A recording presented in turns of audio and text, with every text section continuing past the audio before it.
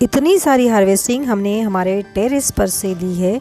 और देखिए ये टेरेस पर हमारा चीकू का प्लांट है। चीकू के प्लांट में भी काफ़ी सारे चीकू लगे हैं और चीकू की हार्वेस्टिंग होगी आज। और यहाँ पर देखते हैं तो अनार लगे हैं कुछ छोटे से गमले में। टेरेस पर ये अनार हमें मिले हैं। यहाँ पर हमारा धनिया हो रहा है।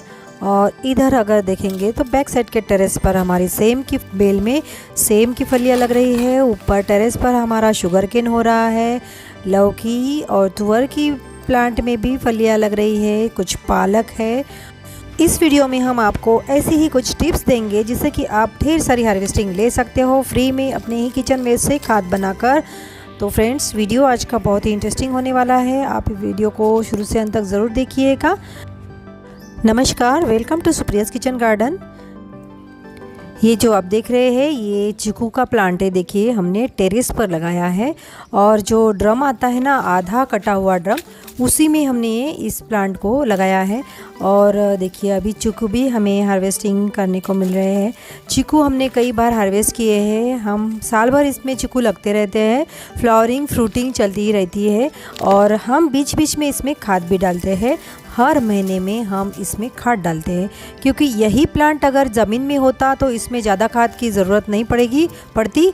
लेकिन ये प्लांट हमारा टेरेस पर लगा हुआ है, गमले में लगा हुआ है और ड्रम में लगा हुआ है, तो इसलिए इसमें हमें हर महीने में खाद थोड़ी देनी पड़ती है। हम इसमें थोड़ा सा bone meal, kitchen waste compost और हमारा बीच बीच में हम एंजाइम्स भी डालते हैं। इसमें एंजाइम्स हम घर में ही रेडी करते हैं किसी भी फ्रूट्स के छिलके से या सब्जियों से। हमारी जो वेस्ट सब्जियां होती है उससे हम एंजाइम्स बना सकते हैं। एंजाइम्स को किस तरह से बनाया जाता है इस पर हमारे वीडियोस है हमारे चैनल पर, तो आप उसे भी देख सकते हो। एंजाइम्स थोड़ा सा भी हम अगर डालते हैं 1 लीटर में 1 ढक्कन अंदाजे से हम मिक्स करके इसमें मिट्टी में डालते हैं और ऊपर से हम इसे स्प्रे भी कर सकते हैं। हर 3 महीने में सरसों खली का भी लिक्विड फर्टिलाइज़र हम देते हैं। उसका रेशो वगैरह सब कुछ हमारे वीडियोस में है, आप वहाँ जाकर देख सकते हो। और ये देखिए अनार जो है प्लांट पर ही, देखिए इसमें लाल दाने तो बन रहे हैं लेकिन प्लांट पर ही ये खुल गया है। तो ये बहुत मीठा और टेस्टी अनार है और ये भी गमले में ही लगा हुआ प्लांट है। और देखिए एक एक प्लांट में 4-4 5-5 अनार हमें मिले। साइज़ भले ही थोड़ी छोटी मिली है लेकिन अनार अच्छे हैं, टेस्टी है, ऑर्गेनिक है, इसलिए बहुत टेस्टी लगते हैं। इससे भी हम हर महीने में थोड़ी थोड़ी खाद डालते रहते हैं। छोटे से गमले में ये लगा हुआ प्लांट है।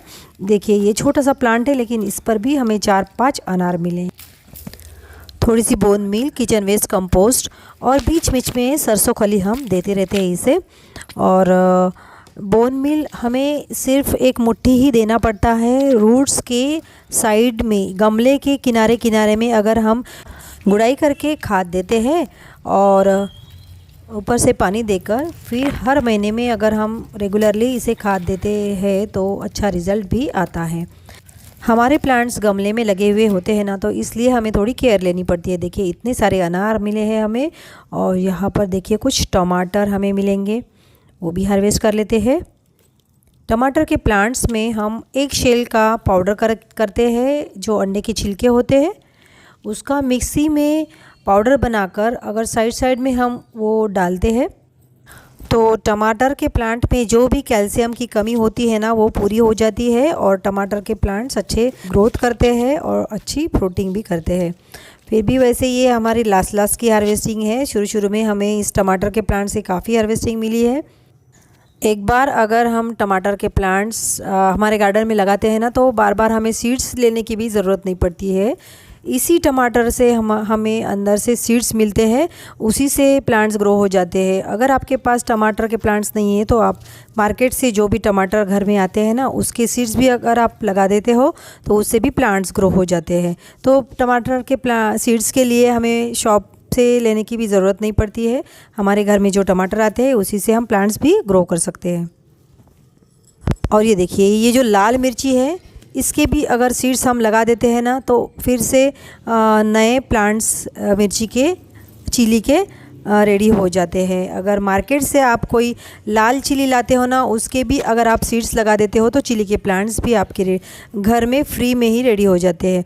और ये जो टमाटर के प्लांट ख़राब हो जाएंगे तो हम इसमें इसे कंपोस्टिंग के लिए डाल देते हैं, तो कंपोस्ट भी हमें फ्री का ही मिल जाता है। और यहाँ पर देखिए ये शुगर केन है। हमारे गार्डन में साल भर शुगर केन की हार्वेस्टिंग होती है। ये शुगर केन के प्लांट्स रूट से ही मल्टीप्लाई होते हैं और लगाने के लिए जो हमें उसकी आँखें होती है वहीं से हम उसे लगा सकते हैं। और एक बार गार्डन में हम लगा देते हैं तो ये हमें साल भर शुगर केन खाने को मिलता है इससे, और प्लांट्स भी इसके मल्टीप्लाई होते रहते हैं। इस पर हमारे वीडियोस भी है कि शुगर केन के प्लांट्स को कैसे लगाया जाता है, तो अगर आप चाहे तो हमारे चैनल पर देख सकते हो। जो मार्केट से हम शुगर केन लाते हैं ना, उसी से हम प्लांट्स ग्रो कर सकते हैं शुगर केन का। और ये देखिए ये हमारा देसी टमाटर है। हार्वेस्टिंग में हमें टाइम हो गया ना तो ये ख़राब हो चुका है, और ये दूसरा भी शायद ख़राब ही हो चुका है। तो इस तरह से अगर हम टाइम पर हार्वेस्ट नहीं करते हैं तो हमारे फ्रूट्स ख़राब भी हो जाते हैं।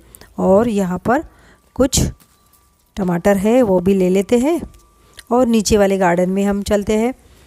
तो यहाँ पर देखिए एक लौकी है, लौकी भी हम हार्वेस्ट कर लेते हैं। लौकी की अगर एक बेल भी आप लगाते हो ना तो बहुत ज़्यादा फ्रूटिंग मिलती है इसमें। ये बेल काफ़ी ज़्यादा बढ़ती भी है और इसमें फ्रूटिंग भी बहुत होती है। अगर हम टाइम टाइम पर इसे खाद देते हैं ना, गमले में अगर लगाते हैं तो टाइम टाइम पर हमें खाद देनी होती है। अगर ज़मीन में लगाते हैं तो बहुत ज़्यादा खाद की भी इसे ज़रूरत नहीं पड़ती है। में देखिए अभी फलियाँ भी लगना स्टार्ट हो चुका है। यहाँ पर हमारा धनिया हो रहा है। धनिया अभी छोटा है, हार्वेस्टिंग में अभी टाइम है इसमें। और इधर अगर देखते हैं तो ये हमारी सेम की बेल है, सफ़ेद सेम की बेल है, और इसमें भी फ्रूटिंग काफ़ी ज़्यादा हो चुकी है। इसे हम हार्वेस्ट कर लेते हैं।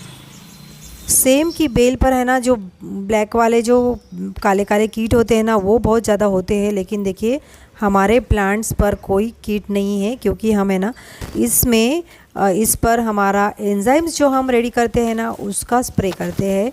तो अगर हम टाइम टाइम पर इसे स्प्रे करते हैं तो फिर कीट नहीं बनते हैं।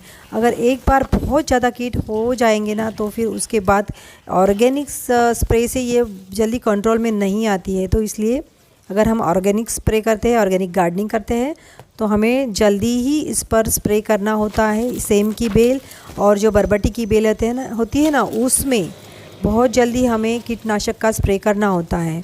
तो हमारे पास जो एंजाइम्स होते हैं उसी का हम यूज़ करते हैं इस पर स्प्रे करने में। एंजाइम्स तो किससे भी हम बना सकते हैं। लहसुन, चिली, गार्लिक का अगर हम एंजाइम बनाते हैं तो ये कीटनाशक के तौर पर हमें यूज़ में आता है। और फिर हम लेमन का एंजाइम बना सकते हैं अलग से। लेमन का एंजाइम तो हम फर्श साफ़ करने के लिए भी यूज़ कर सकते हैं। और बाकी के फ्रूट्स, मीठे फ्रूट्स का भी हम एंजाइम बना सकते हैं, खट्टे फ्रूट्स का भी हम एंजाइम बना सकते हैं। इस पर हमारे कई सारे वीडियोज़ हैं, एंजाइम्स को हम कैसे बना सकते हैं, कैसे यूज़ कर सकते हैं। ये वीडियोज़ भी आप ज़रूर चेक करें, हमारे चैनल पर आपको मिल जाएंगे।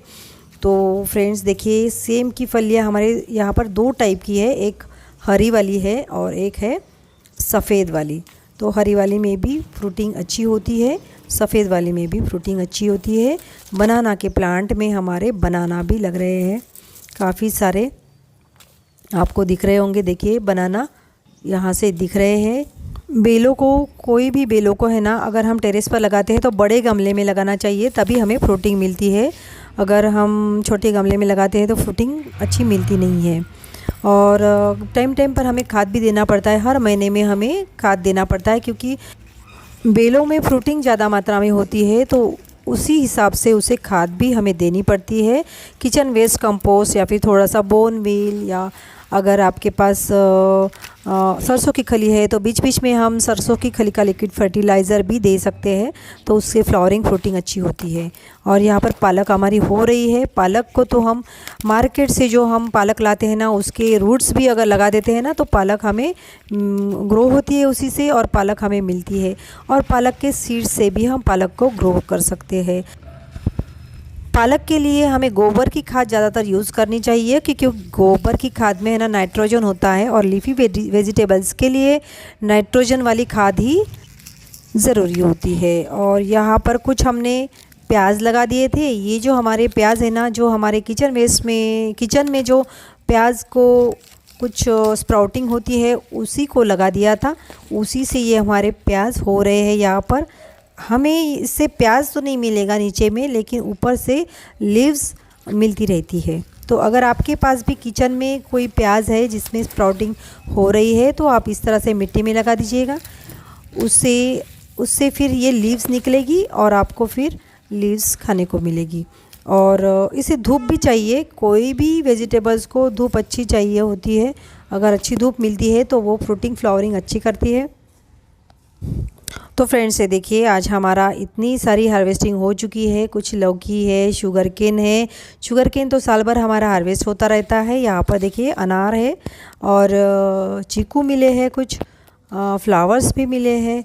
और इतनी सारी हार्वेस्टिंग हमने हमारे किचन वेस्ट से जो हम खाद बनाते हैं ना, उसी का ये रिज़ल्ट होता है। वही खाद हम ज़्यादातर इसमें देते हैं। तो फ्रेंड्स, वीडियो अगर अच्छा लगा हो तो वीडियो को लाइक और शेयर ज़रूर कर दीजिएगा। और अगर आप हमारे चैनल पर नए हो तो चैनल को सब्सक्राइब ज़रूर कर दीजिएगा, ताकि इसी तरह के नए नए वीडियोज़ आप देख सकें। Thank you. मिलते हैं अगले वीडियो में, तब तक के लिए हैप्पी गार्डनिंग।